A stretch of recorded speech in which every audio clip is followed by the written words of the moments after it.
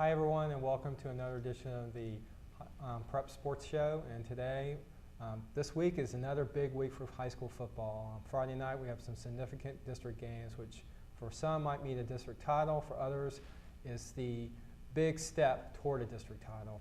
And we're going to open with Gainesville High School, ranked number 5 now. They moved up, Cliff, one spot in Class 6A. That's deserving. Yes, Very and now deserving. they go to Ocala, to Booster Stadium. I've been there many times. They go to Booster Stadium to face the Vanguard Knights. In my opinion, this is the best team they have played this year. Vanguard has an excellent defense. Gainesville High School has an excellent defense. Talked to Coach Thompson. I said, Coach, you get two great defenses going at each other. It should be a low-scoring game. He thinks it's going to be a high-scoring game. So he says, Larry, whenever you have something like that happen, it's usually the opposite.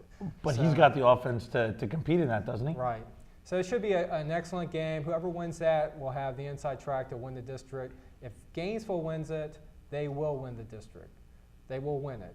If Vanguard wins it, they still have to win one more district game. I know Ocala will probably say they will win it. If they beat Gainesville, that's not correct. They have to win one more district game to really see them. But that opponent is a game that we would think Vanguard should win that, right. correct? I think Eastside's one of the teams. Okay, but we also thought Vanguard was going to beat Columbia, and they didn't, but GHS beat Columbia. Actually, Eastside is not in the same district, but it's another team that Vanguard should handle.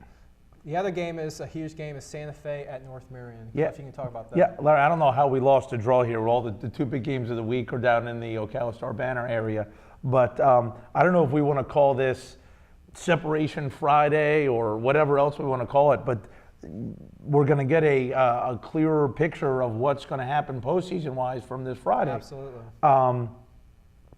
Santa Fe, I'll tell the Raider Nation right now, I'm going to go with North Marion in this game. I don't know if I should go out and say that right now, but I'm going to. Raider Nation, go ahead and prove me wrong again. I have no problem with that. Again, I think this is a game that Santa Fe can win. I would like him a little bit more if DL Powell was there, but we know he's done for the year with his knee injury. But Tim Dean does a good job, and I'm confident in one thing. Tommy Keeler will have them ready to play their biggest game of the year. And hypothetically, in the preseason, when I said to him, I said, Coach, if there was one game you could sign up for to have a win over, would it be Newberry? What would it be? He goes, no. I said it would be North Marion. He goes, yep. So we'll see. But, the Marion County is definitely getting lucky with the two big games of the week down there this Friday. Definitely one of the biggest games Santa Fe's had in a long time. And North Marion has been in this situation before, so they have the experience as far as this goes. And if anybody goes to this game, you might want to look at a wide receiver for North Marion named Pittman.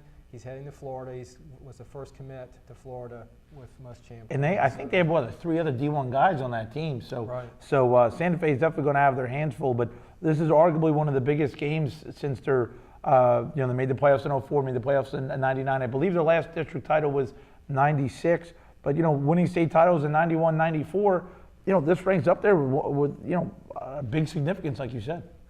And then we have another huge district game, and this one is for the district title. It's Lafayette's at Monticello, Jefferson County.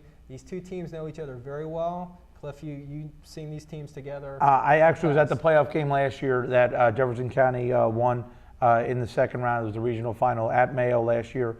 We joke Jefferson County might be the best 3 and 4 team in the state. They go out and play a bunch of tough opponents. Lafayette's going to have their hands full. I'm not sure that they can pull this one out, but they're still going to get in the playoffs and might see Jefferson County again. So if you ask Joey Pearson which one he would like to win, I'm going to say he might want to get him in the playoffs if he can get him. Well, he says they have an opportunity to win a district title. He's really telling that to his team, and he's very happy with the way his offense is playing at this point, so he feels pretty confident going in. District 7-1A, Baldwin's at number 1 Union County. It's a game I'll be covering Friday night. Union County has been rolling. They had a scare by Fort White that really kind of woke them up a little bit. But since then, they've scored 50 points. No letdown after that, absolutely. And if Union wins this game and Dixie County takes care of Newberry, which Newberry has to play at Dixie County, then Union County will clinch the district. If Newberry beats Dixie County, then Newberry, despite their record, they are still in the district hunt. So in District 4-4A, a game that Cliff is covering on Friday nights, Bradford at Keystone Heights, kind of an elimination game. Absolutely. Not that either one of these coaches, Derek Cipoletti at Bradford or Chuck Dickinson at Keystone, has to motivate their kids anymore. It's a district game. It's a rival game. Keystone has won 4 of the last 5 meetings. Bradford won last year, but this is a game that they have to have if they want to stay in the middle of this race for the district and for a playoff. With both teams said their goals to get in the postseason, there's this butting heads in each other's way. So, Derek Tripoletti said he likes to preach his team that every team they play is sort of faceless.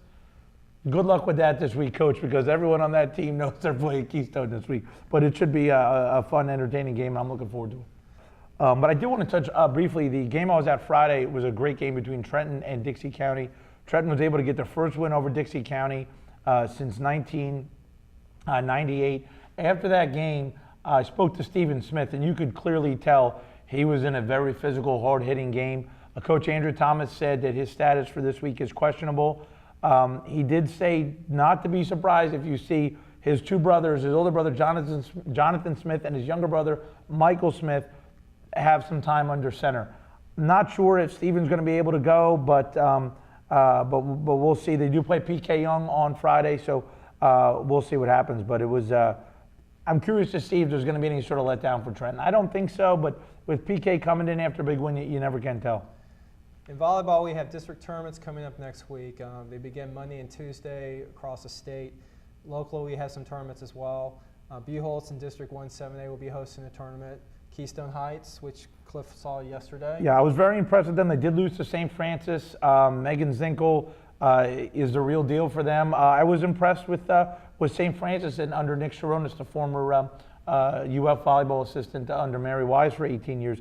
But like Nick Sharonis said, this is the week all the teams try and beef up their schedule to end the regular season heading into the district tournament, which of course, we have a lot of hosted-wise. Yeah, Oak Hall will be hosting a tournament as well. The big team in Oak Hall, that District 3-3A is PK Young, very young team, but very talented. And we'll see if St. Francis gets the runner-up spot there. And then Brantford and Bell and Newberry all host tournaments as well. GHS will be going to Ocala Vanguard for their tournament. Yeah, Ocala gets everything, don't they? Eastside will be going to Bellevue for their tournament.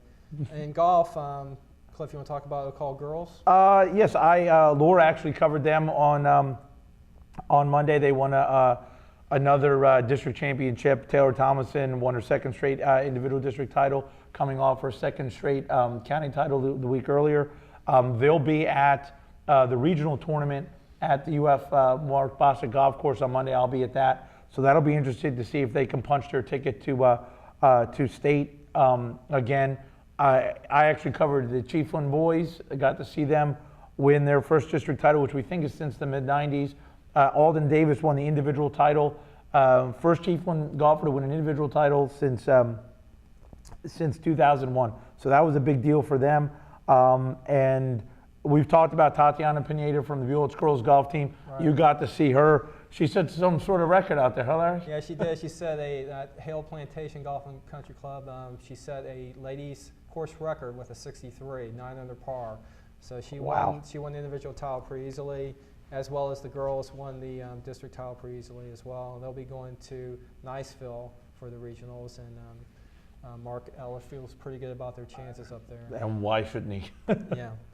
So then cross country, Chris Godwin Buchholz last Saturday finished 6th at the Little Everglade Pre-State Invitational. What's significant about that is he set a personal record time of 15:22, which for Chris is very good. And he's trying to break 15. That's his goal. And that's going to be the same course where he's going to hope to do well for at the state meet, which obviously pre-state invitation. Right. But I like how they have that so the runners can get accustomed to where they're going to be running. But that's like a broken record. We talk about that kid every week. Right. Well, that'll do it for this week's show, Larry. Another great episode, I think, talking about high school sports. Don't forget out there, anything noteworthy for the 5 things of note, please email us to let us know so we can get that in there. Yes, and follow us on Friday nights for updates on football games. You can go to Gainesville.com preps and follow each quarter. We should have updates. You can follow us on Facebook. Please like us at Gainesville, at Gainesville Preps, and then follow me on Twitter at Sun Preps. So that's it for this week, and we'll see you next week.